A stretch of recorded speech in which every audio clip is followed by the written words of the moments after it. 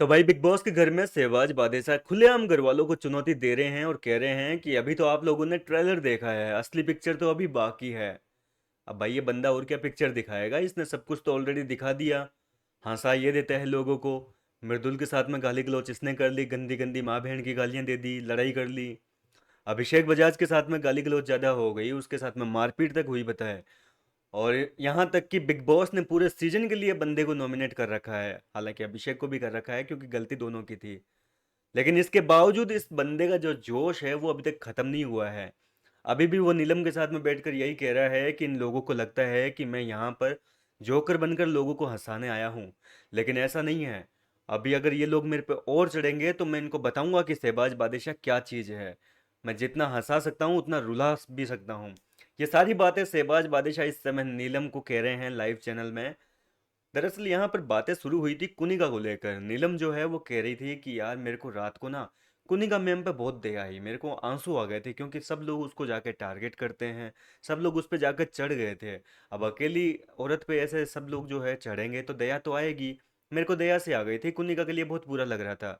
ये बात नीलम ने अपने मुंह से कही। और ये सुनकर शहबाज कह रहा है कि भाई दया तो मेरे को भी आई थी, तभी मैं ना अभिषेक के साथ में लड़ लिया। क्योंकि ऐसे मेरे को ऐसा लगा कि कोई अपनी माँ पे ऐसे जो है ग्रुप बनाकर चढ़े, उनको टारगेट करे, उनको भला बुरा बोले तो जाहिर सी बात है सबको गुस्सा आएगा। और मेरे को भी जो है कुनिका के अंदर एक माँ की झलक दिखाई दी। जी हाँ दोस्तों, शहबाज यूँ कह रहा है कि कुनिका के अंदर जो है उनको अपनी माँ नजर आई और इसी वजह से उसने अभिषेक के साथ में हाथापाई कर ली, माथाफोड़ी हो गई दोनों के बीच में, दे घोंसा दे लात। इस तरीके से झगड़ा हुआ था रात को।